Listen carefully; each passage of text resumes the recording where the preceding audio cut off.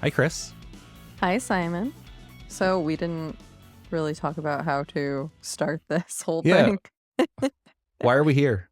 So we are here to talk about how the media portrays modern art, particularly in movies and TV, but also in books, other forms of media. Is that why you think we are here? I think so. Yeah, we don't have a name for this yet, but it is an art podcast about pop culture, but also a pop culture podcast about art. Pop culture podcast is Pop culture really podcast. hard to say. I have a lot of respect for people who do pop culture podcasts and say that like 20 times a Well, day. let's pour one out for all the pop culture podcasters. I actually don't really listen to any of those. I used to, Yeah. but I don't anymore. Now you just read about art all day. Yes, I So do. so why did you want to talk about this? Why are we doing this? Okay, so I'm just gonna get this out of the way from the get-go because this always drives me crazy when I see it in other podcasts. Simon and I are romantic partners, so we hang out all the What? time.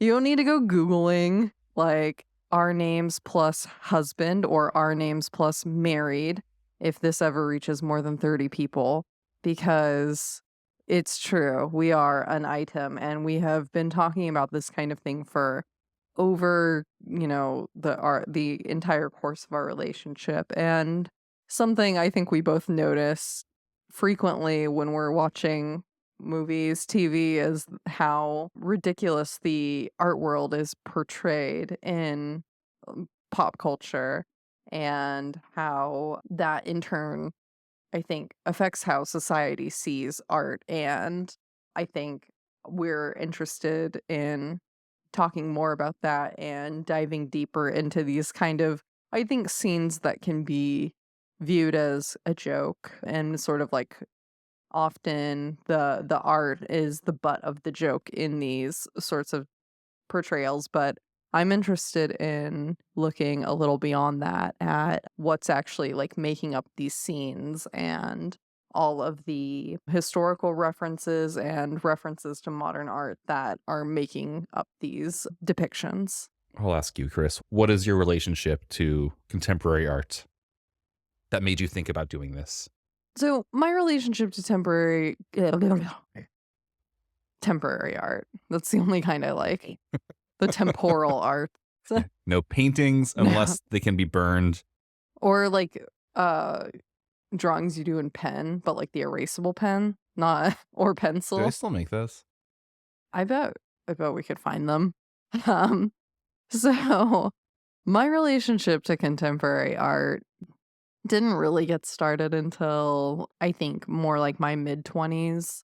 I was vaguely aware of art and had more interest in fashion, which I saw as kind of a form of like useful art. And it wasn't until I met you that you introduced me to a little bit more about contemporary art, digital media, and I thought to myself, "Oh, that's interesting. That's a way to say stuff, and I have a lot to say." So I started making art with you, and also just started to think about why had I formed some like preconceived notions about art that I had, and where did those come from, and how, like, now that I am interacting with art more, how are those kinds of things being disproved or reinforced even? Yeah. Want to point out too, lest anyone get the wrong idea about me. I don't feel like I know an extensive amount about contemporary art, but I've always been kind of exposed to it. My mother is a professional artist, and professional is a weird word when it comes to artists too, but I've been around this world in some regard since well before I felt I understood, but been exposed to it on my own a bit more, like went to art school, that sort of thing, that whole circus. Yeah, it always feels kind of funny to me when you say, "Oh yeah, you really got me thinking more about this world," which I mean, we moved in together when I started my MFA, which God bless you, really. I'm a saint. Yeah. Yeah, I also have my own set of preconceived notions because, growing up raised by someone who is an artist, and also I was, a child, conscious enough, like middle school age and high school age, while my mother was finishing her MFA and working as an artist, as a teacher. And so, I followed her around to various art functions and didn't really feel inside of it or a part of it until one day in my late 20s, I thought, despite my mother's wishes, I should get an MFA too. And yeah, I have my own views of it. And, there's always this question of who's on the inside, who's on the outside. The purpose of this podcast or this project isn't to really define that. It's more to look at like, how do people who are sometimes on the outside, sometimes both on the outside and inside, talk about this stuff? And how do people who have no other real touchstone for the contemporary art world, how are they exposed to it, right? Tends to be through pop culture, tends to be through TV shows, through movies, through books, etc.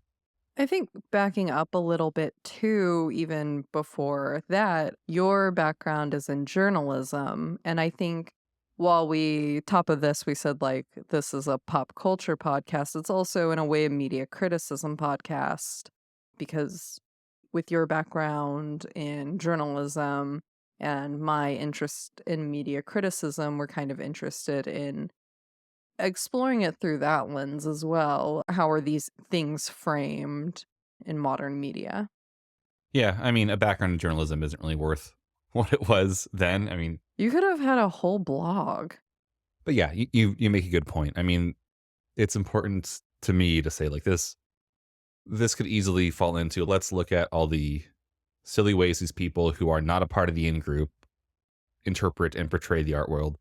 That's not the goal here. I mean, there is a fair amount to laugh about there, but yeah, I think what you're saying is this is taking a more holistic approach to look at the way this is portrayed, what space it occupies in our society for, well, for a lot of people who mostly see it on the peripherals or see it through a TV show.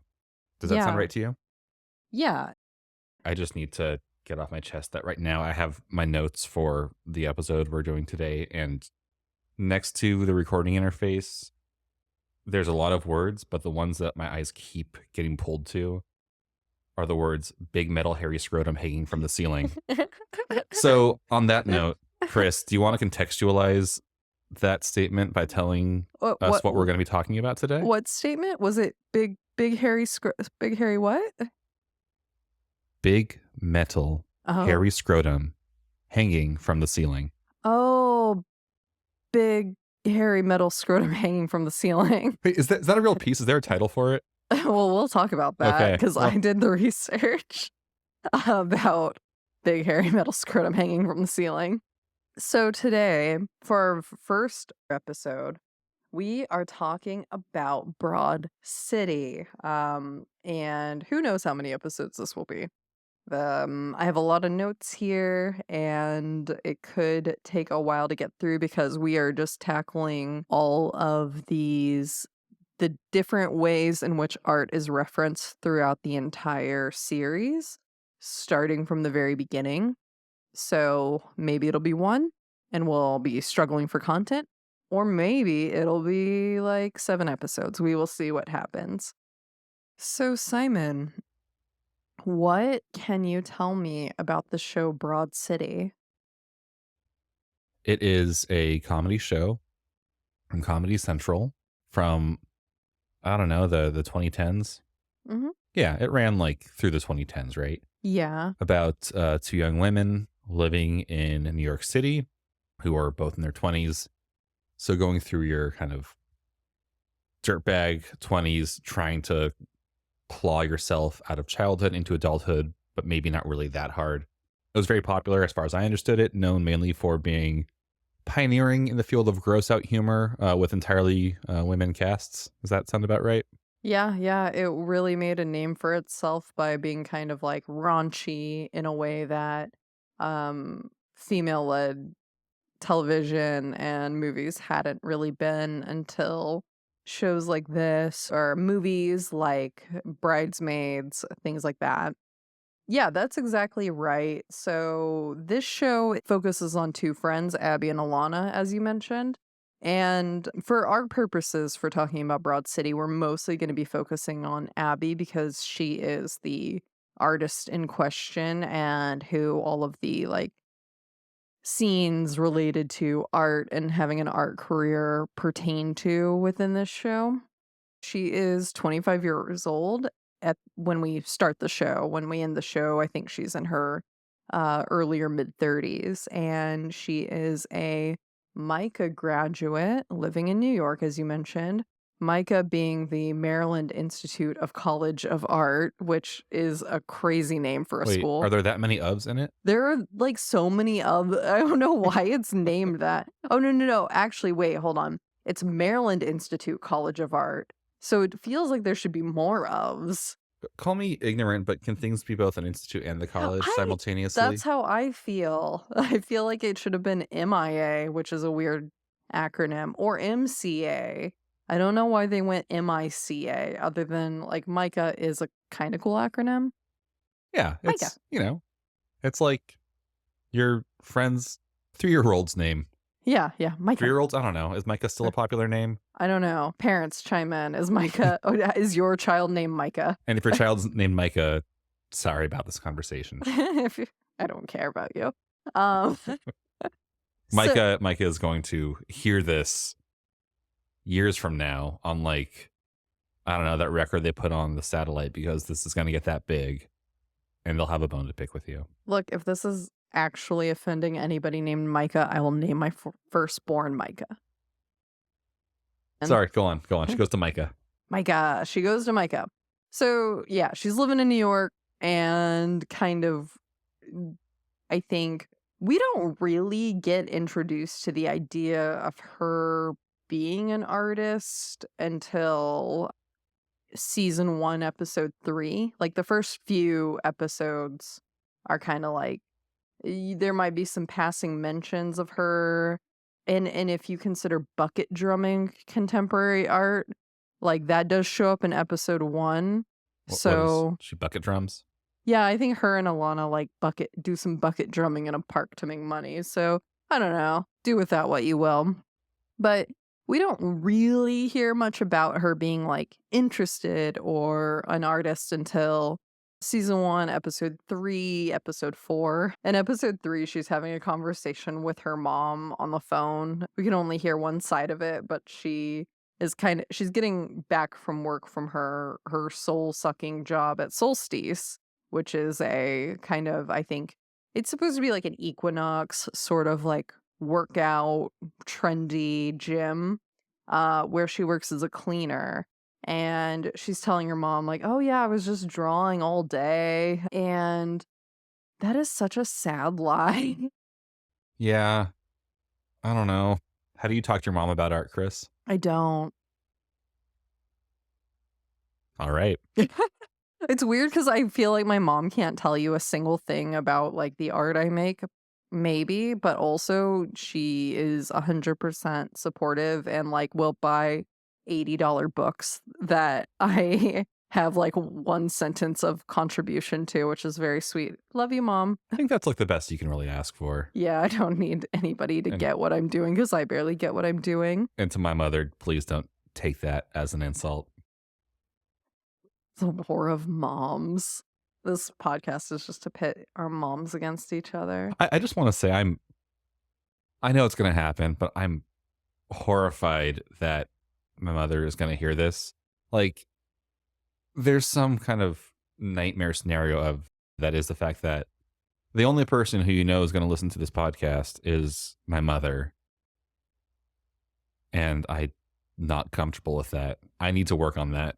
That's like my biggest hang up with doing any kind of stand-up comedy, even though I've flirted with the idea, is like, well, eventually your mom has to hear it if you get good enough, and I just don't know if that's worth the price of admission. But if you're good enough, it doesn't matter what your mom thinks. Oh, that doesn't feel that's good not either. true at all. It only matters what your mom thinks, no matter how good you It get. always matters. It's the only thing that ever matters. Sorry, quick tangent. Do you ever think about, as someone who makes things, the things that you won't make until your parents are no longer alive? All the time, every day. Like what? Tell me, what are those I'm things? not telling you. No? No. Like as your partner, you won't tell me, or Oh, because yeah, there's a like microphone off in your mic, face? yeah. Tell me now. We don't have to No, include it. it's fine. No. We have final cut on this. No, we have to forge forward. All right. Well, And- if this project has, more than one episode, we'll come back to that question. Yeah, okay. Um, so as I was saying, yeah, she lies to her mom. She works as like a janitor basically at Solstice. And I really like the way this is portrayed because she has no apparent interest in physical fitness, but like it becomes her goal to become a trainer at Solstice.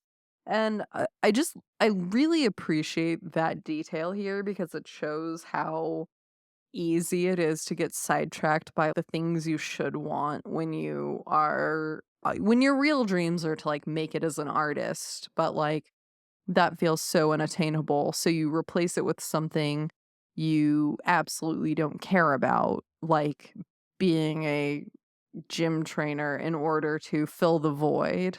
Well, I wouldn't say that she doesn't care about it, despite it being kind of a funny, fairly lighthearted show. There is a lot to there's some layers to Abby's character, right? There's a lot she's telling herself about herself. Like, I want to be a trainer because I am being just demeaned at my job all the time where I'm told to go clean up pubes. The Like, pube there's situation. there's always a pube situation in her job. This is I mean, whose job does not always have a pube situation? I know mine does, and I work on the internet. I know we started talking about big metal hairy scrotum, and just in case you're confused, this is a different kind of pube situation. This one's not art. This podcast is about telling you what pubes are art and what pubes are not. I think the ones that Abby is dealing with at work are art, but in a different way. Yeah. Yeah. But anyway, what I'm saying is, like, she tells herself she wants to be a trainer. I mean, she seems like she likes it, but it is because it's a status thing. And Right. there's some tension about like how much of her wanting to be a professional artist is that too. Mhm, mhm. Yeah. And how much of that is like the hours you put in versus the way you think about it, but really luck and proximity to people with money and power. Yeah, and I mean, I just wanna say, like, I think that I really identify with that struggle. I feel like I don't know, I feel like so many times throughout my life, I have thought, "Well, that might be easier than the thing I actually want. I should just do that." And even if it's a thing I'm wholly less passionate about. So it's just, like, I think a level on her character that I really like. I mean, I like that her character I don't think is at all like the typical art girl as portrayed in the media, and I think there's a reason for this. She's really friendly. She's a pretty awkward person. She's kind of basic. Her style's sort of normcore, looks like a Madewell model, and I say that with the utmost respect. I have like a quarter of my closet is Madewell in various forms. I feel like her room decor is really trying for Pinterest on a secondhand budget, which it totally fits for like a 2010s kind of aesthetic. And she's obsessed with Bed Bath and Beyond. And I feel like this fits like the kind of artist we will ultimately know her as. And I think that it adds to some of the confusion I feel over some of the scenes that we deal with like fine art and things in this show. So, the first real plot involving art of any kind comes in episode 4 of season 1. Abby's apartment is being bug bombed, and so she's staying with Alana for the weekend. At one point, Abby asks, "Did you forget about my art show?" And Alana's response is, "It's your first gallery opening. It's the biggest moment of our lives," which I think is just so sweet. And one of the reasons that every time I watch this show, I cry like a baby at the finale. Well, that we all had friends like Alana. Yes. If you're in the market for to be a friend like Alana to me, who will be nothing like Abby, hit me up. So, this gallery, though, it turns out to be a sandwich shop. And Abby does insist it's a gallery because after 8, they make people put their laptops away. She is approached by a worker at the sandwich shop who is wearing a keffiyeh, by the way, and is concerned because she looks homeless. That's clearly like the vibe that is happening That's here. also how you know it's not a gallery. Yeah. Exactly. And yeah, this is a running gag throughout this episode. It's kind of rough because yeah, they end up in all these scrapes which make them increasingly look more and more unhoused. In the end, I think like comically they kind of pull it off, but it does make me feel a little icky at times. Abby tells him she's one of the artists, and the worker replies, "One of the sandwich artists?" Which makes me imagine like Subway as a gig economy, where they're like people just pop in to make like a few sandwiches to earn a few extra dollars when they have some time. Well, part of the joke too is that her art is a drawing of a sandwich, right? It's a hamburger, Oh, so that's a sandwich. well, yes, but it's a hamburger. During this time, Alana is sitting outside and she scores a whole trash bag of garbage bagels that they're throwing out for the night. And this is more money than I've ever made at any of my art. So like Abby is already doing way better than I am. So Abby's art in this art show at the sandwich cafe, the No Laptops Sandwich Cafe, is a hamburger drawing. It's a drawing of a hamburger. It's behind the register. Somebody actually tries to order it, like to eat it, Like but it's a menu item? yeah, like it's a menu item, and then they're told that it's an ironic work of art by the person behind the counter who couldn't care less because they're a vegan sandwich shop. And the Wait, why is that person, relevant? I don't know. Oh, because It's it's a just hamburger? yeah, it's a hamburger. Yeah. I guess Beyond Meat doesn't exist yet either. So Well, like, it doesn't, yeah. yeah, Impossible Burgers aren't a thing yet. So like, even it's like the mind cannot conceive of such a thing. So this person leaves in a huff. We pan to Abby, who is standing next to a patron and whispering in their ear that the drawing is hers. Do you remember what this drawing looks like? It No, I don't. Just tell me. It's just like a hamburger. I kind of don't get it. And I feel like it's really weird. But that's a long running thing in the show, right? Is that her art is drawings of food. Yeah, later we'll see these like kind of drawings that are celebrities' favorite foods or what she imagines the celebrities' favorite foods are. In this case, I don't even think there's like any sort of name. It's just a drawing of a hamburger. But Abby Jacobson is an actual illustrator in real life, and this hamburger is a part of her series Famous Favorites. I think that this was like Sarah Jessica Parker. In the show, it's just a hamburger, but in the one I found online, says Sarah Jessica Parker under it. So I guess Sarah Jessica Parker's favorite food is a hamburger. And I think her and Alana in real life had a Tumblr back in 2015. She was selling prints of this series on it. Now, when you go to the website, Famous Favorites, and like go to the Tumblr, there's just one post from 2020 titled Important Factors to Consider When Buying a Winch. A what? A winch. A winch. A winch. Winch. Yeah, a winch. Like a thing for hoisting? Is that what a Yeah, winch is? yeah. Or pulling? It says, you are hoping to purchase a winch. Understand that you will definitely need to pick from a selection of vices, period.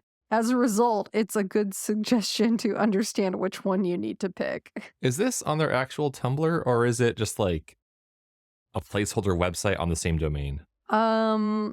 Well, it's famousfavorites.tumblr.com. I don't know. This was linked from like other places. So it's at still a some Tumblr. point, yes, Okay. at some point somebody took it. I don't know how, but yeah, that's where you go if you need to understand the important factors to consider when buying a winch. Does Sarah Jessica Parker need a winch? Mi- I'm having trouble connecting Somebody the should dots ask here. her. Yeah. But hey, she sells that drawing. It's to Alana, and she does not know it's to Alana, but she's very happy. So her payout is $17.50 or a credit for free sandwiches. Again, this is more money than I've ever made in my life doing art. But So you've like, surely gotten like the equivalent calories of a free sandwich from your art. like I've eaten my art after the No. show, like a spider after giving birth. It's a pretty good idea. Yes. But you've, at the very least, now we have always bought the food for our own openings. Yeah. Yeah. We've never been treated Yeah. to. Yeah, like the container of Sabra hummus that like the University Gallery wasn't the equivalent of 17.15 sandwich credit. This is also like her own sandwiches, whereas like that is hummus you're sharing with everybody else in your group exhibition. She's doing way better than us. I know. She's like really killing it. So mark it here. We are punching up. Exactly. Yeah. All criticism from here on out is completely valid because she is doing so much better in life. And she's got the business chops. She negotiates her fee based on the thickness of tofu in the sandwich. She is a shrewd negotiator, and I think she has the business chops to make it in this world. Aside from that, there aren't really any more mentions of Abbi being an artist for a while. But there are some like little funny bits in that. Until episode 9 of this season. And along with, so can we go back to like payment for things? Yes. I'm worried that it sounds like you don't sell art because this sounds stupid because your art isn't good, but we don't sell art. We don't. Well, this attitude is why we don't sell art, but also Abbi's work is tangible, possibly even edible. Yes. I don't sell art largely because I am lazy as well, and it seems hard to figure out a way to monetize stuff. Which is how you end up making a podcast. I also want to say that, like, there are ways in which artists, for those who aren't a part of any kind of art career or have never been involved in these worlds, selling your art is one way to make a living as an artist. And that is the way that you see art portrayed in the media. You are not successful unless museums and blue chip galleries are acquiring your pieces, you are selling, and you are making a living by selling work. So many artists make their livings or something resembling a living through grants, through applying for funding, and through receiving funding on like a project basis or being awarded grants for like their career achievements. And those are things that like you and I have done because our work really isn't the kind of work that people want to put in their houses and probably doesn't age well in a Swiss vault somewhere. We're never going to tell you what we make. No, that would be against the rules of anonymity of podcasting. I feel like we glossed over one though, and another way artists make money is by already having it. Right, and that's very important, and shout out to everybody who makes it work that way. I know that the struggle is real, and I wish you all the best in your journeys. But yes, having money. No hate over here. Yeah. Well, usually it's either a combination of 1 and 2 or like 2 of them in some order, because if you have money and can afford to make a name for yourself through connections and networking, you can sell pieces, or if you have the time and leisure to be able to put together endless grant applications to actually make money, then that's like another way people do it. So yeah, the key here is to have money somehow. Parents, marry rich, that's a good way to do it. Just find a way to get money. And that's what Abbi's really missing here. Listeners, if you know a good way to make money with art, please tell us. Please. I know you were talking about going on to season 1, episode 9, but I would be remiss if I didn't point out that I have a note that I wrote down from watching episode 7, which I've forgotten all context for, where someone says, "That's you, cool. You draw that with paints?" Which, do you remember what that is? Because I just think that's lovely. I honestly cannot remember what that is at all. I have no memory of this. Right. Clearly wasn't relevant our to rewatch. Yeah. I'm gonna But I ask my mom appreciate if it. she draws that with paints. You draw that with paints? Yeah, I'm gonna go to openings in the future, just, "Hey, you draw that with paints?" Hey, you make that on the computer? Season 1, episode 9 is the next time we hear anything significant about Abby's art career. And this is when a magazine buys an illustration for her for a flat $8,000 fee. Okay, way more money than I made on any art. So much more Was it really money. It $8,000? was $8,000. That's the scene where they're walking into the bank and she's wearing like a gold sumo wrestler The uniform bicycle and a helmet? bicycle helmet, and they're like in a hip hop music video, and they walk up to the cashier and ask if there's a special place to go if your check is over a certain amount because she's got a cash one for I mean, $8,000. damn, like, how old is she? Like 27? Yeah, I think in this season she's probably 25, 26. If I sold something for $8,000 at that age, I I know. would also lose my mind. I would lose my app. I mean, I don't think anybody ever gave me more than like $100 at a time until I was like 28. So I would lose it. 20% of my yearly Yeah. salary at Oh that yeah, that yeah, time. exactly. And so like she immediately starts looking for a new apartment, I think as all mid 20 somethings would do because she's living with her roommate, but we never see her roommate. We only ever see her roommate's boyfriend Bevers, who Abby can't stand for reasons I personally don't understand. If you have any ideas, let me know. It seems like a great relationship. So, yeah, immediately starts looking for a new apartment. Wait, I'm Uh, your roommate. I would immediately start looking for a new apartment. And this does not work at all like my poor artist brain. I would immediately spend like 2 grand on some sort of budget trip to Europe. I would buy a nicer space heater for like whatever glorified garden shed warehouse basement I'm living in. And then I would somehow find a way to stretch the remainder for 7 months while I look for a new job or something so I don't have to clean pubes out of shower drains. I don't know. I felt like I couldn't connect actually with like the idea of I have $8,000. This will continue to happen to me. Also, do magazines wait, is it a magazine? It's a magazine, It right? no, It's a commercial? we learn later it's a commercial. It's a commercial for a whites only dating app. Right. And she finds out what her illustration was actually used for while she is meeting with the new roommates she wants to move in with who are a black couple. So she obviously doesn't get the apartment. So, bigotry aside, is that how much magazines and commercials pay for illustrations? Yeah, it's pretty Or is it only the common. bigoted ones?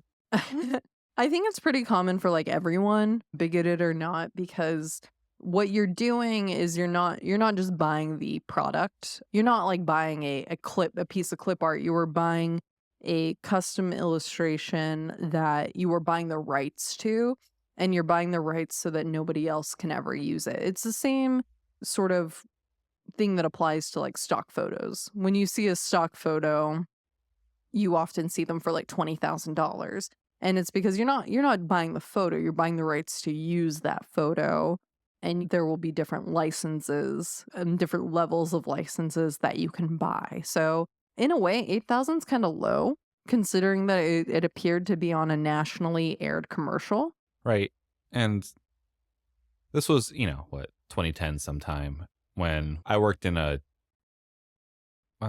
less than reputable social media news shop at the time. And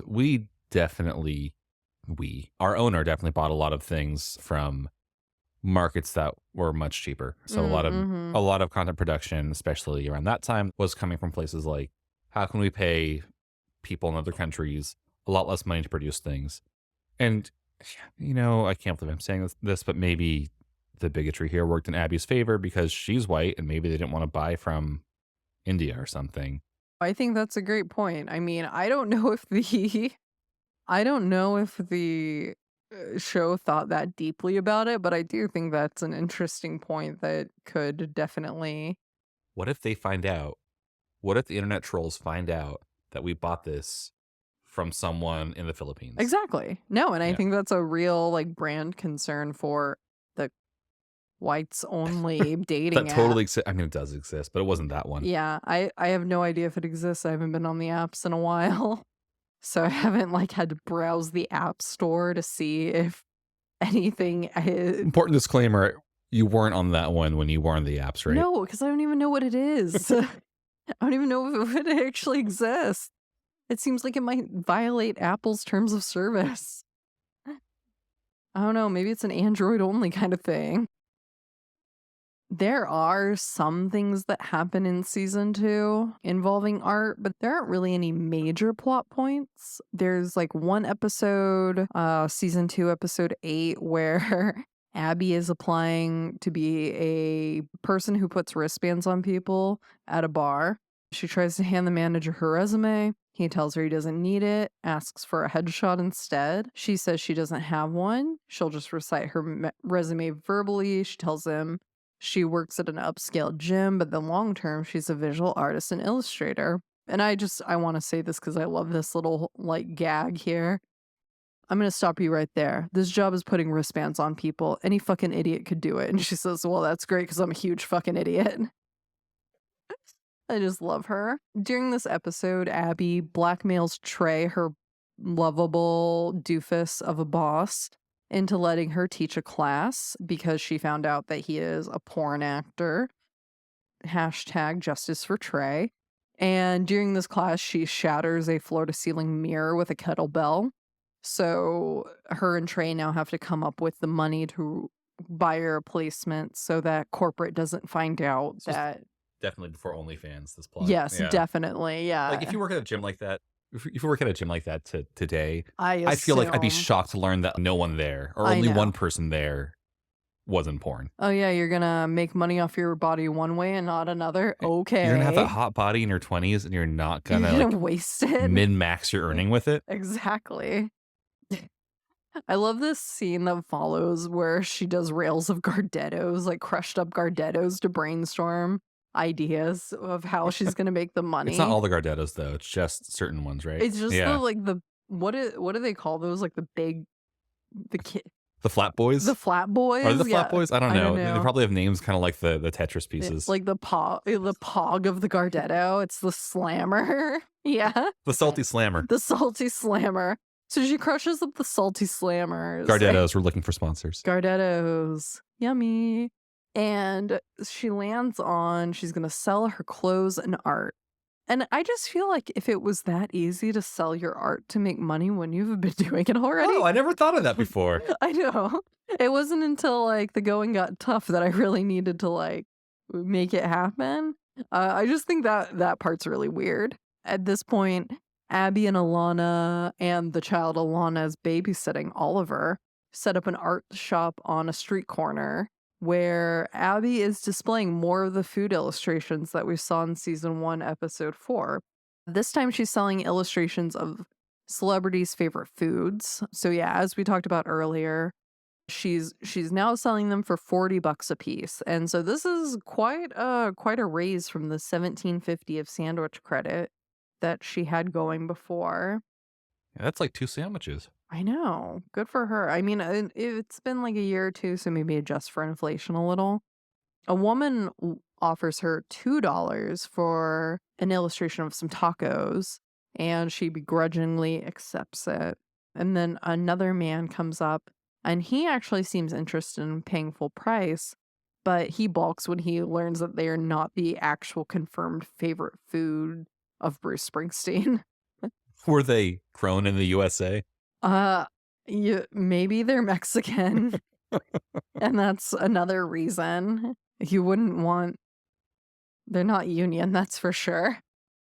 Can't blame him. I just love the idea of Bruce Springsteen's favorite food being an unprepared just vegetable. A tomato. Just like cut into slices, a little salt, like my grandmother used to make me. Like, your weird cousin or like nephew would say, like, what's your favorite food? Tomato. Tomato with salt and pepper.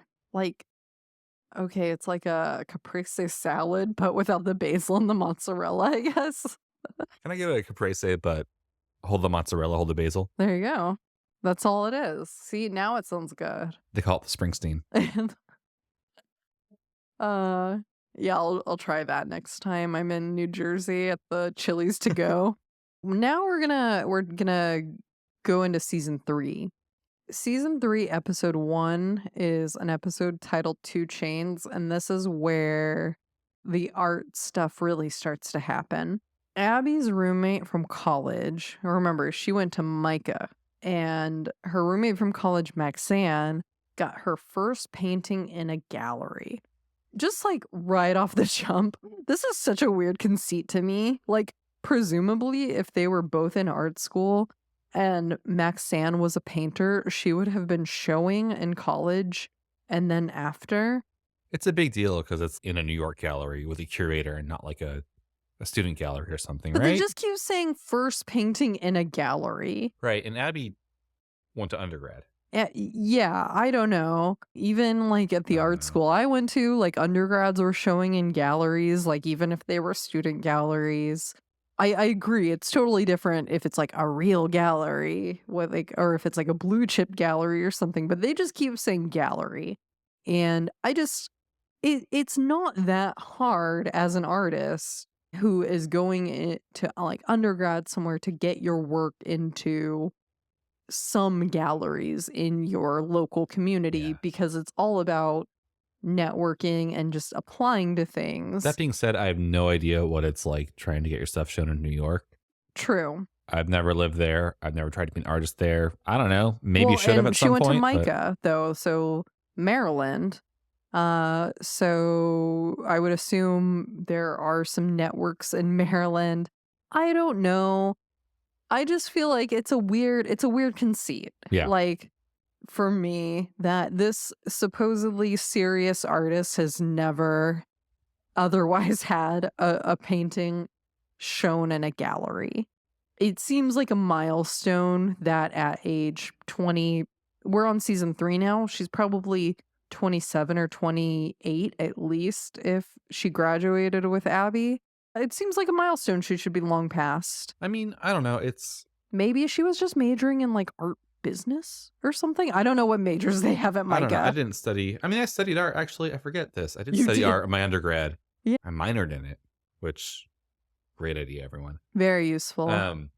But I relate to Abby quite a bit because I always had my day job and then would struggle to make things, even though I would call myself an artist or tell myself I was an artist, struggle to make things when I was working 40-ish hours a week.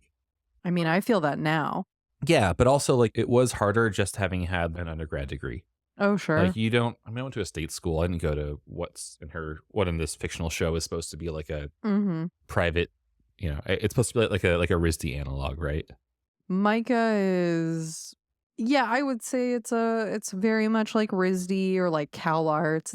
It's a like notable private institution. Which, state school doing a digital arts program, showed in school, showed around my college town. It was a bit of a grind to find any kind of foothold afterwards away from those places, not a place where you just go and get an undergrad degree and that gives you the next thing.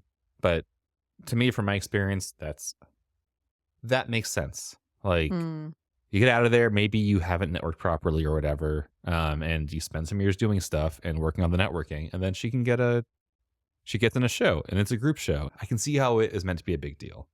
Yeah, I would definitely say if you were not super serious in undergrad or you were majoring in art business or maybe like curatorial arts. Maybe that was it. Maybe she decided to become a painter. That's what we'll go with. What I'm getting at is like I get it. I get we're what not saying you're like, oh, saying. look at you. You didn't show at all right after you No. graduated from your undergraduate degree when you were 22. I just feel like what you get when you go to a school like Micah is the network. Sure, You are yeah, paying yeah. for a network the same way you are paying for a network when you go to like the Chicago Art Institute and stuff like that. I think regardless of if you went to a state school or a private school, there will always be a gap between the undergrads who hustle and know why they're there and the students who are kind of doing an art degree because they like art, but they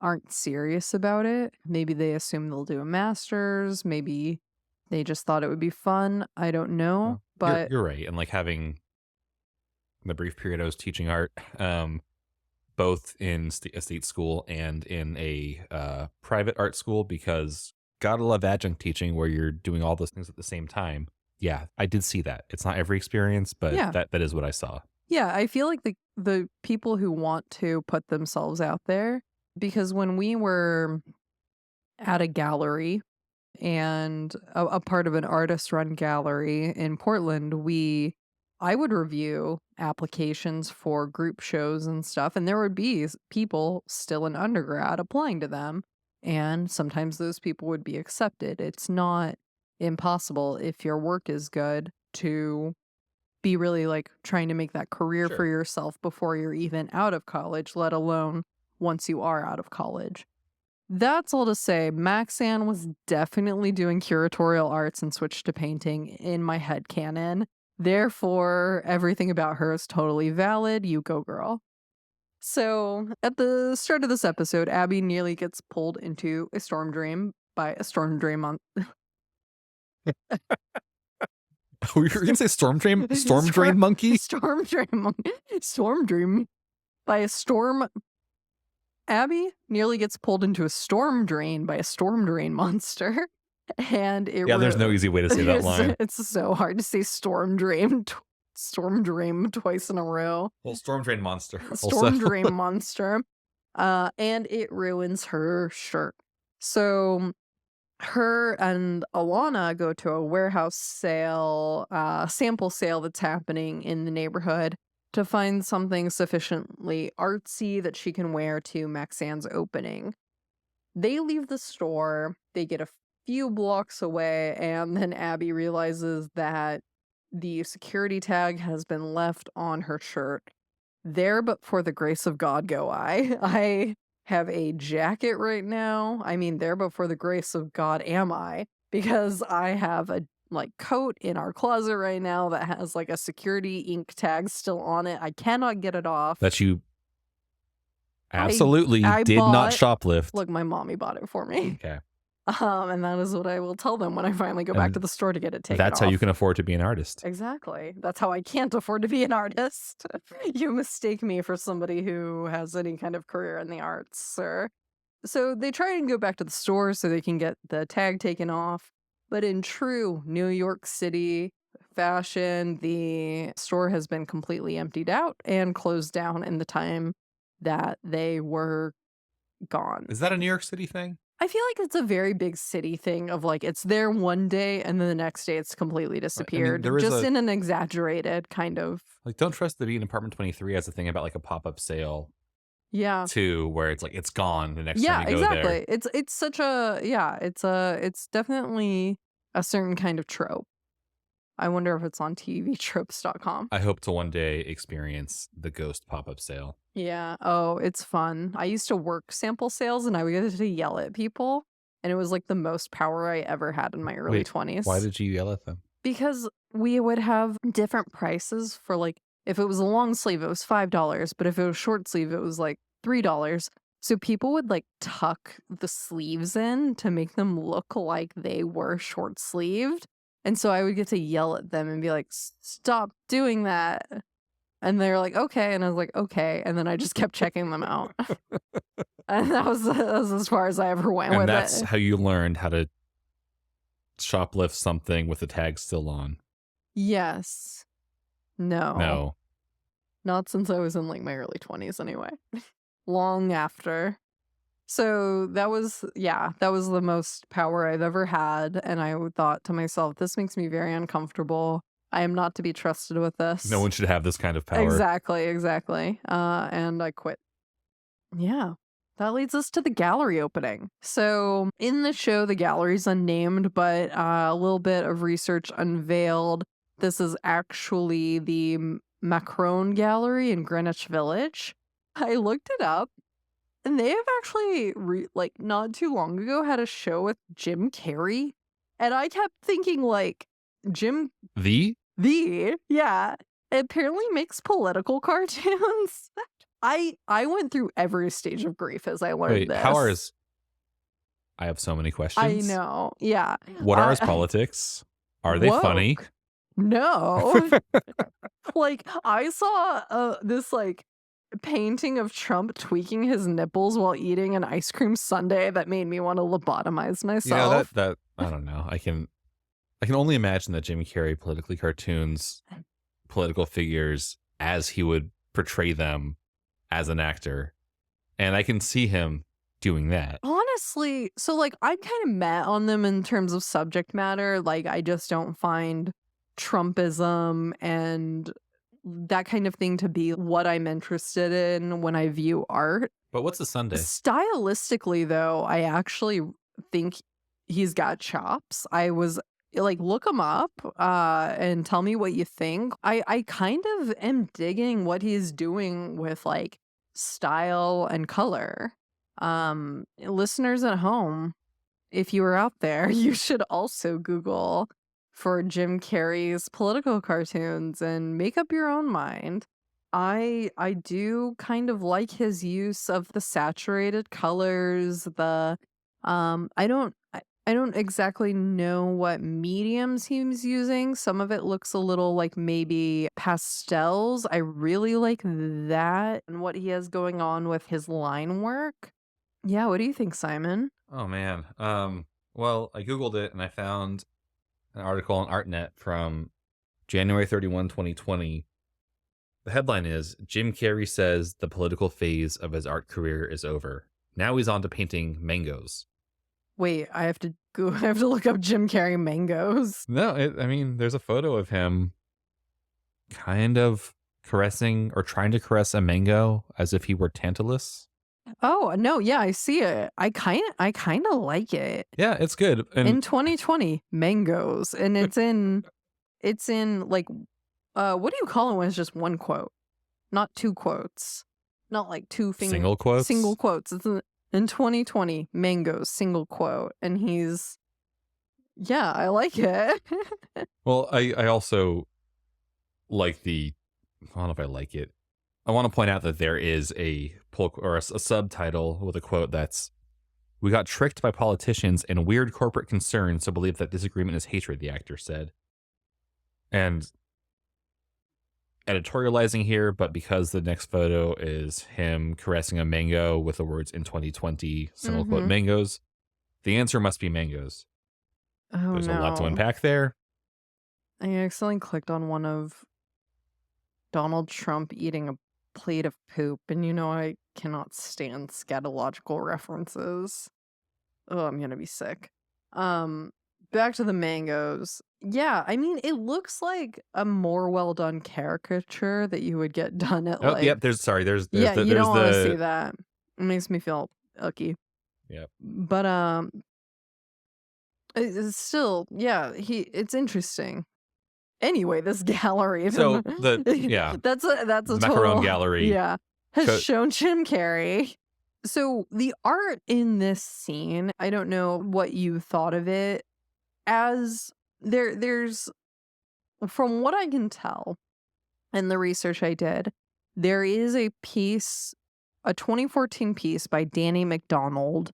And he's an artist that is represented by Macron titled The Thirst, and it is an Arnold Schwarzenegger doll dressed in army fatigue, sucking on a highlighter pink penis via bendy straw. Um, and that one appears in quite a few shots. As far as I can tell, he's the only artist that I could actually identify in this show. so Maybe the they're props department did the rest. so props department for Broad City did metal scrotum. Yeah, metal scrotum. So yeah, the in the middle of the room there is a large bronze cast set of hairy balls hanging from the ceiling. It's a sculpture. It's just kind of like floating there in space. To me, it really brought to mind the charging bull of Wall Street, or the Wall Street bull as it's kind of commonly known by Arturo de Medici. I found a lot of interesting things actually being done to the bull while I was researching this episode. Were But bendy straws involved? bendy straws weren't, but dildos were. Actually, here, I'm gonna send this to you, and I want you to describe to me what you see. Okay, opening the link.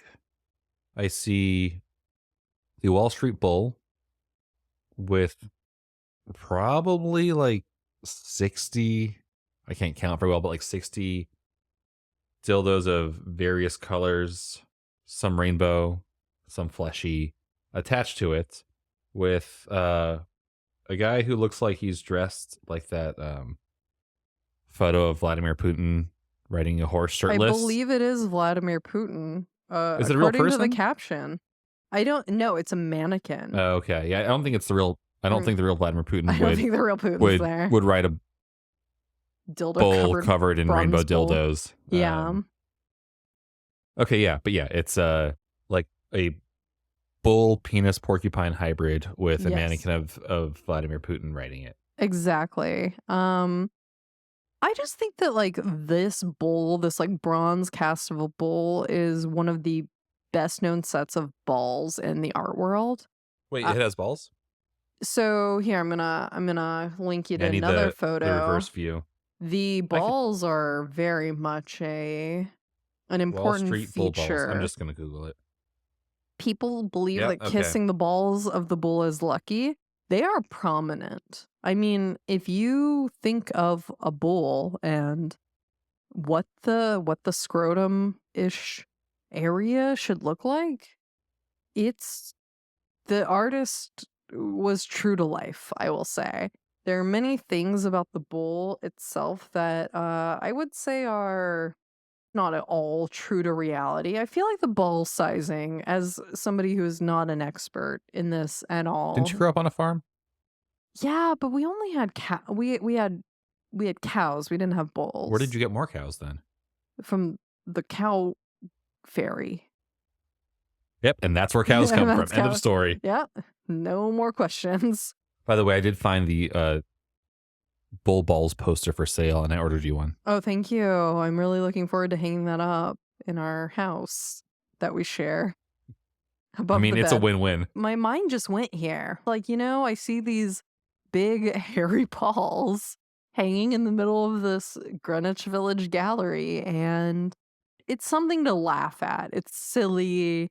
It's something that like an audience would think like, oh, of course they would do something like that in the New York art world. But this bull and his balls are one of the most famous works of art in the world, whether or not we immediately think of it. We don't think of it in terms of like Mona Lisa and stuff, but like if you Google, you look at on the internet, TripAdvisor and things like that, people line up every day to take a picture with this bull and with the bull's balls, and like the lines go around the block. It is one of the most famous sculptures in the world, in spite of its association with American capitalism and with Wall Street. So that's why I had to mention it. And then I think like what people do as a response are so interesting, because there's a really great episode of the podcast Search Engine, which is better and cooler than we will ever be, by PJ Vogt. And he has an entire episode on the history of the Wall Street Bull and the artist Arturo de Medici. And he explains how this was actually, in a way, a piece of guerrilla art. He would put it on the street and the city would impound it. The actual bull that we see today? I believe so. I can't quite remember. Okay. Again, yeah. I've already yeeted that information out my brain after listening to it like 3 weeks ago. But I think that it's really interesting that this thing that has come to symbolize capitalism was by this artist who felt like his work wasn't getting recognized, and he wanted to just like put it on the street and make people see it, regardless of how quickly the city then took possession of it and took it off the street. And these these sculptures weigh they weigh several tons, so it's not an easy feat. Yeah, how did he move it? Big trucks. Big trucks.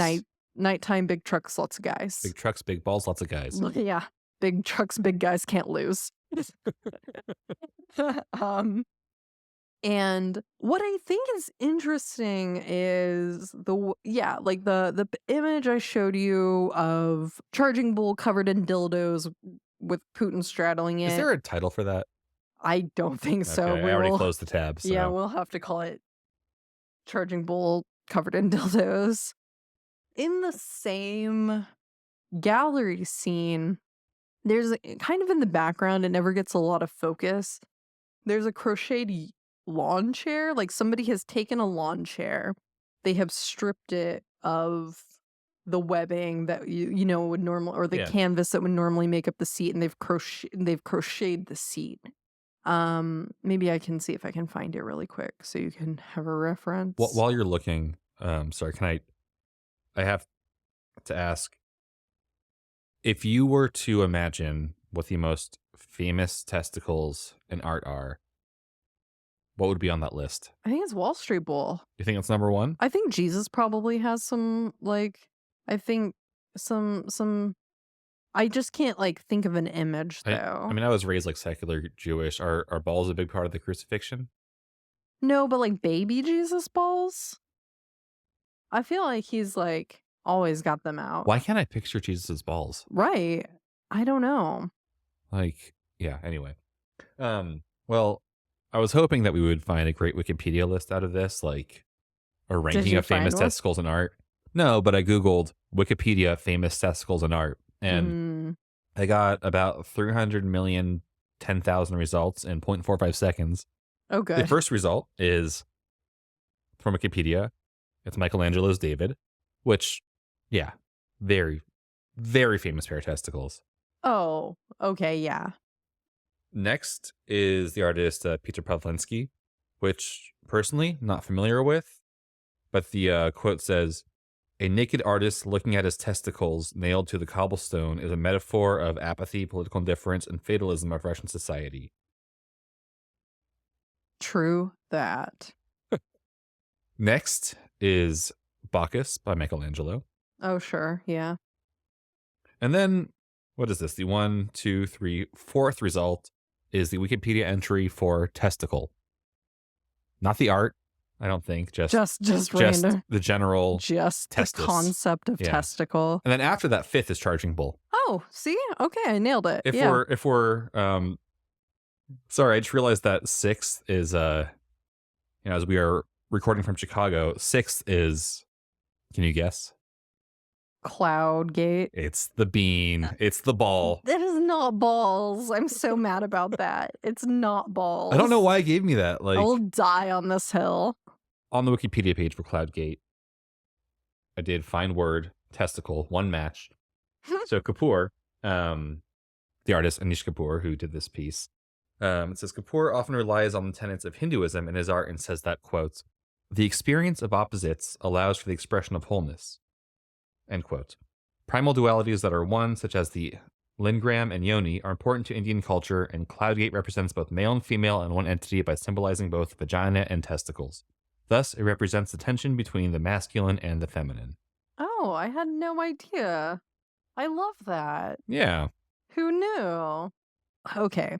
So I had added to my list Konstantin Broniškiš, Konstantin Broniškiš, Konstantin Broniškiš,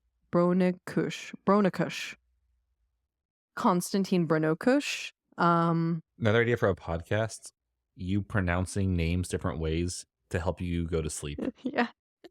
It's like ASMR.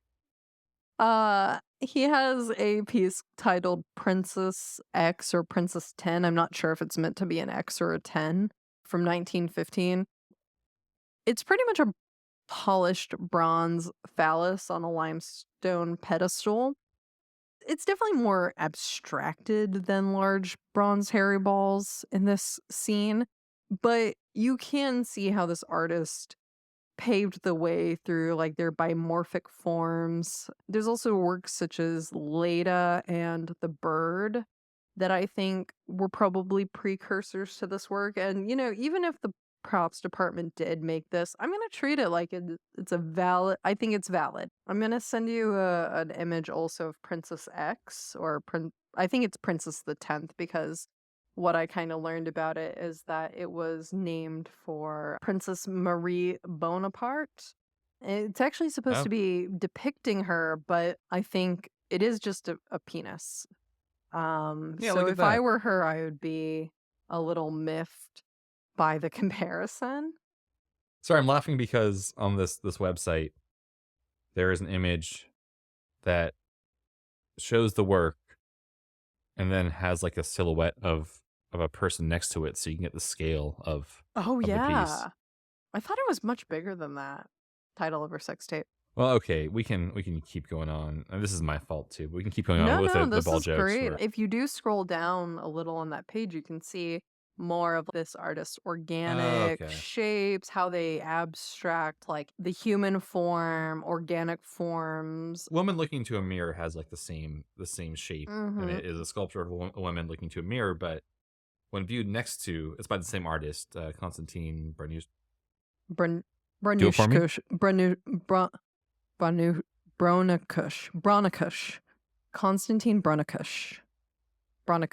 Okay, thank you. Konstantin Yeah, Bronicush. it has a similar form to the phallus and testicles of Princess Well, X. check out also the work Leda by um Mr. Bronicush, and you'll see that is a theme. These like bimorphic forms are a theme he worked in throughout his career. Really, the Princess the 10th or Princess X is the most phallic of the bunch. But yeah, that's like really those kinds of things came to mind when I was viewing giant hairy balls hanging from the Sorry, ceiling. like looking at this Bruncusi, Bruncus. Bronicush. Are we sure? Bronicush. Brancusi. Here's how I wrote it Oh, out okay, on yeah. how to pronounce it, so I'll Brunkush. just send it to you. Brunkush. Okay, I believe you. Here. Yeah. But the thing is, the order that you see this person's work matters because Definitely. once you see the one that is clearly a penis, every piece of his looks like a penis. Very Like, true. apparently, he is best known for his abstract sculptures of ovoid heads and birds in flight, according to the Google Quick Answers from Britannica.com. Those birds, and to what extent are all birds just dick and balls? Really a question for the ages. Yeah, I think Leda is supposed to be an abstracted bird form. Really hard not to see it as a little bit more phallic, a little bit more of the body, you know? Like I see the bird in it, but at the same time, Yeah, that one definitely like tilts bird on the genitals to bird scale. yeah, I think if you have a matrix, It's chaotic bird. yeah, Leda is a little more in the middle, and then the sculpture bird is more on the bird side of things. And then you have Princess X on the phallic side of things. The big bronze hairy balls hanging from the ceiling also reminded me of the work of Dean Snyder. And so I am going to, well, yeah, I'm just going to text you these images. Sorry. And I want to get your read on these. So what do you see? Of big bronze hairy balls hanging from the ceiling. Because I'm not sure that's what I would first see if I looked at this with fresh eyes. Mm-hmm. But it definitely looks like some kind of, I don't know, like dried formaldehyde, like the kind of stuff that like dog chew toys is made from. Uh-huh. These large droplet like things that are evocative of a scrotum, because Uh-huh. that's what we're talking about. They seem like they're full of something. There are two images here. One looks like a unibald scrotum, with a bunch of shaker furniture legs. Is They that kind of look like banisters or or like banisters? I don't candlesticks. know anything about furniture, but Yeah. Yeah, they parts of could be furniture. legs of yeah, it's some kind of wood bagpipe. Yeah, How do you blow into a bagpipe? with your mouth. Into like a tubey thing, right? Yeah, It kind of looks like it could be that. or like what's a lathe in Probably woodworking? whatever That this that, that is. spinny thing that you use to like cut. We're getting off topic here. Yeah. Anyway, it's a formaldehyde scrotum. Looks like it has one singular ball on it with a bunch of like wooden furniture legs sticking out of the bottom and at the top, but not the stretchy middle. The second image looks like a loop of that material kind of stretched over a wooden peg, and the bottom part is filled with fluid. Interesting how you see like fluid. Yeah, why fluid? Because it's at the bottom and not the top, and it feels like it kind of It looks fills, heavy. yeah, it fills the space where Okay. there is slack. Yeah. I mean, there's definitely structure to it. It kind of looks like, when you like bruise your tailbone or something and you have to sit on like a donut pillow. Sure. I don't know. I've never Has that happened to you? No, it's happened to a friend of mine. It kind of looks like that, like the kind of like donut pillow you have to sit on. Or like a toilet seat? Like those weird Yeah, padded but toilet like, seats you would have at like oh your grandma's house? yeah, on my parents' house, we had like a Oh. padded toilet seat. Yeah, so They're strange. always like warmer than you expect them to You be. never want it to be warm unless like you did the warming. Yeah. Yeah. So it kind of looks like that. But yeah, it's a very like a flesh toned, tanned look to it. It's very Yeah. leathery. Very frontiersy. Yes, so frontiersy, but like, yeah, I just like skinned a buffalo and am like drying the hide, preserving the hide or something. Is this a buffalo scrotum? It kind of looks like it could Okay. be. I mean, I don't know anything about buffalo anatomy, but it definitely could be. So, I mean, either image, honestly, could be of a buffalo scrotum. So, I don't really know much about Dean Snyder and his career and things like that, but these images I felt were very, very much reminded me of this work that I think we need a like acronym for BHB Harry. BHBHFS. H BHBHFS. BHBHFS. Right? Yeah. Yeah. Yeah. Yeah. Roll with it. Let's go. Wait, BH squared FS. Oh, yeah. There's two B. Okay. Yeah. Yeah. Yeah. So Yeah. BH squared FS. Is that easier than BHBFS? Yes, for me it is. It was just very Up and coming K-pop group. BH squared FS. I mean, it's also like, wait, didn't we see a restaurant somewhere called like I feel like it was Oh, in was like it Mathematical Formula Nail Salon or whatever it yeah, was? yeah. I don't even remember where that was. I'm gonna look this up. Yeah, okay. I searched for X Squared Nail Salon Chicago, and I got 2x10 Nail Salon. Oh yeah. But it's like not just 2x10. It's spelled. It's spelled like a mathematical. Yeah, it's like to the power. To the power. Oh, is that because you have 10 fingers and toes? But you don't have 10 to the power of. No, you don't have two. Man, it's been a long time since I've studied math. I don't. 2 to the power I of went to art school. 10. I've never done math. You don't have 1,024 fingers. So you think this work by Dean Snyder could be 10 to the power of. I don't know. Never mind. I give up. Wait. Ceiling starts with a C, not an S, right? Oh no. Yeah, a couple of Is geniuses here. there gas leak in here? We're talking about Buffalo and Dean Snyder and formaldehyde Yep. and BHBFS, BH squared FS. BH squared FS. Yep. How did you come across this work? Yeah, I did a reverse image search of BH squared FS, just an image of a screenshot of that, and the work of Dean Snyder came up as a like it might be this image that you're looking for. So you searched for in either context, whatever Yeah. you searched. What was your safe search set to? I don't know. probably really safe, actually, now that I think about it. Yeah. I probably should have turned safe search So off. Dean Snyder gets past the safe search. Yeah, I Way to go, wanna Dean. yeah, I mean, the balls also get past the safe search, BH²FC, because when I do a reverse image search, images of that scene do come up. Okay. So, that's suitable for work, I guess. All right. That's what I'm going to do at work all the time now. Yeah.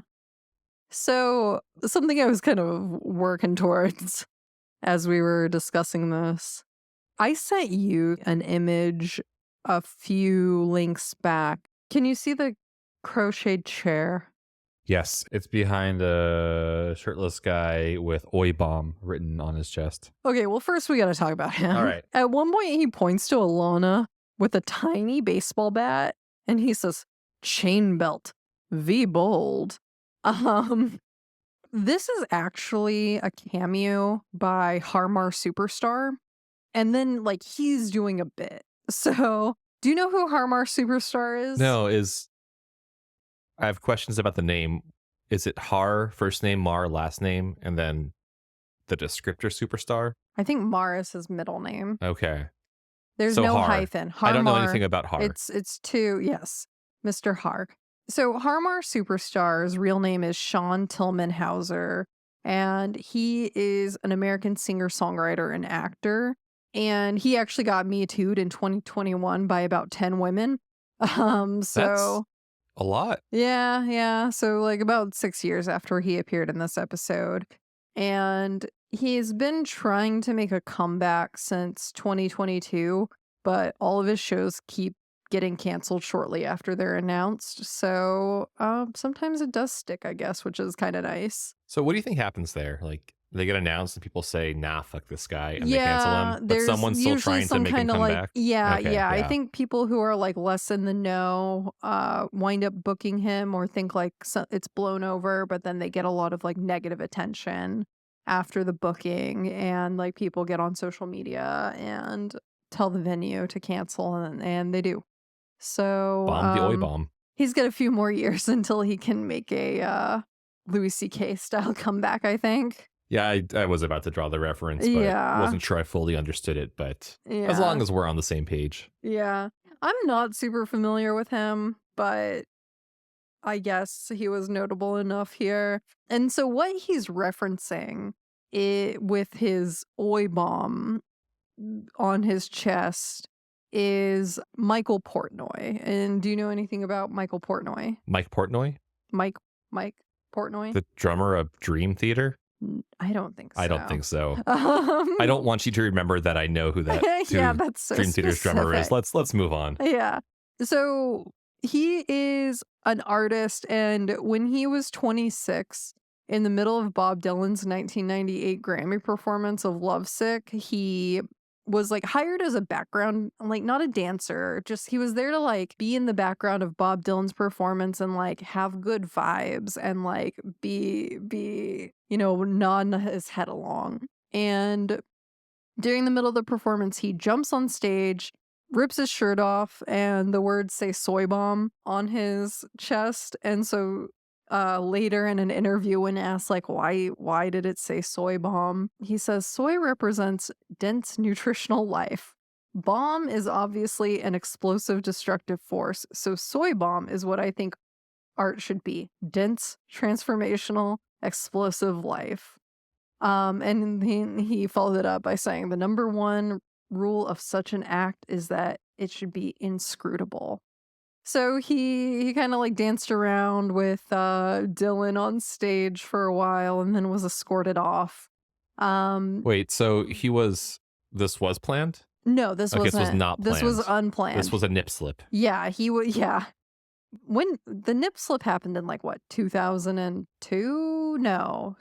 I don't know. I was a kid, so yeah, I was in like middle teenager, school. so Yeah. it happened a long time It ago. was as far before as I'm concerned. YouTube, because YouTube was invented because of the nip slip. Yeah. That's a whole other podcast episode. Wait, really? Yeah, a whole other podcast episode. Wait, I can't measure your tone right now. Is there really something here? Yes, there is. Okay, you're not fucking with the me. people who created the guys who created YouTube, like, were, I think, mad that they couldn't watch the nip slip over and over again, like streaming. TiVo wasn't around Yeah, yet. I think if you didn't have a TiVo, you were fucked, basically. Wait, was So TiVo around? It doesn't I matter. think it was. Okay, but they didn't have one, and so instead they made Yeah, or YouTube. like they had to like only, and they were like, I don't want this on TiVo. I want this on the internet. I don't remember all the specifics. When I hear stories like this, I just think of that character in the show Silicon Valley, Big Head, whose tech incubator app is called Nip Alert, yeah, which tells you when there are women with protruding nipples at public parks, so you can go look at their. So one or could go look at their cafes, or yeah. cafes look at their nipples, and that's clearly a joke. But when I hear stories like this, I just think, nope, that show was a documentary. Yeah, I wouldn't even be surprised if there was some kind of reference to that the writers of the show were making, because so many apps have like started out as just like like Facebook, for example, men pervin. That's what they do Yeah, what if there was a way we could leverage technology to to be harass more women? gross. Yeah, exactly. So Hi, sharks. um what I really like about Michael Portnoy's arc as the soy bomb guy was that Richard Branson hired Portnoy to soy bomb him while he was giving a speech to record execs in a hotel ballroom one time. So soy bombing is like a recurring thing. It was, in that it was definitely a meme of its time. Okay. Like, Is he the only person who would soy bomb? Were there copycat soy bombers? well, in this episode, there's an oi bomber. But isn't that There's also the Unabomber. But this is not the same person who soy bombed. It's a No, different artist. Michael Portnoy is the one who. Right, but you can't copycat yourself. No, Okay. he just got hired to like To keep do it doing the again, thing. yeah. Okay. He said in an interview, if I'm remembering correctly, I had "so why virgin" written on my chest with a question mark. And when I came in, he pulled up his shirt and it said "why" with just like a Y, letter Y, not why not. When pressed, Portnoy added, "It was their idea, not mine." So why virgin, as in the word so, space, Yeah. letter Y. Why? So it's Virgin. not so soy You virgin. can't just ask people that. Yeah, that seems like an HR violation. Um, yeah, that seems actionable legally. Also, like, just in terms of like how it became a meme, on the X-Files, an episode had an Operation Soy Bomb. He said in an interview it involves some kind of massive conspiracy theory, and my picture is on their like schizo board, his words, with all the connections of yarn going to it. Have you seen this episode? I haven't. Oh, I think we should but watch that. Yeah, probably. Just the idea that they're actually using yarn on so-called schizo boards in the X-Files really just. What did they work for? It wasn't the FBI. It was like paranormal. No, they were the FBI. They were the FBI? Okay. It was the special unit of the FBI. What's the FBI's yarn budget annually? They're like single-handedly keeping that acrylic brand of like yarn, Red Heart, afloat. All right. So we were talking about a chair. Oh yeah, the chair. In the background of the scene, you can see a chair. I've sent you the image. It's clearly like been stripped of its canvas, but then like crocheted. It reminds me of a few artists. One is Olek, who is a Polish artist who uses crochet to create sculptures, often incorporating other ready-made objects. She's done installations that are entire apartments where everything in it is crocheted. It's often like very multicolored, and I could definitely see that being a reference here. I could also just see this as being something that the props department picked up from like the sales section of a Free People. It could kind of go either way, as a fine art object or as just something that you could find at a very trendy store in Brooklyn. But something I found when I was kind of looking into the Olek, and I actually discovered she has actually yarn bombed the charging bull before. Wait, which part of the charging bull? The whole thing, including the balls. So I thought that was a nice little bit of happenstance there as I was looking into it. Like, it is this interesting interaction with this piece where it starts out as this piece of guerrilla art. it comes to represent so much about everything wrong with America, modern capitalism, and now artists are interacting with it again and using it as a medium and as a way to spread their message and as a way to display their work, which I think is really interesting. You mean the yarn bombing? Yeah. Yeah. I mean, this episode came out in 2016, Mm-hmm. and I mean, when people ask me what my partner does when I'm meeting them for the first time or at a party or something, I tell them yarn. She does stuff with yarn. She does stuff with That's what you went yarn. to college for, right? I Yarn? did yarn. Yeah, Yeah. okay. My major was So yarn. to me, And yarn also stain removal. stain removal from yarn Yeah. and other textiles. Yes. But yarn bombing was a thing I saw on the internet, on Stumble Upon or whatever we used to access the internet in the 2010s. Board.com. Yeah, so this episode came out in 2016, and I would say yarn bombing wasn't a thing that was really personally in my consciousness at that time. It was very much on the internet if you were in those spaces, if you were on those Tumblrs and those Pinterest accounts. It was definitely there, and I am more familiar with it in more of a crafty context as opposed to artists like Olek or somebody else who I was looking into for this episode, Kig Yang, who's a South Korean artist who I think does similar work with yarn and a lot of everyday objects, but also I think is a little bit more of a departure from the work of Olek or this untitled chair piece in this fake gallery show. But I think it's really interesting just to see this work in a fine art context because I'm definitely a little more familiar with it in a craft context that came through my RSS feeds when I was heavy into like craft blogging and stuff like that. I feel like there's a whole deep dive you could do about lawn chairs as a form in contemporary art. I mean, I remember an early show you and I did together that was curated by our friend Hannah Newman. It was a show that was about the 30th birthday of the internet.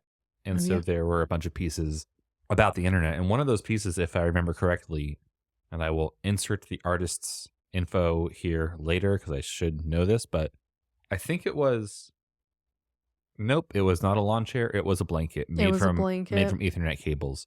Either it way, still this connects. piece is evocative of that one and vice versa. Yeah, definitely. Those objects that evoke a certain sort of everydayness, but that are made with yarn or even in this case that you're talking about, it's like an everyday object used in an abstracted way to make another everyday object.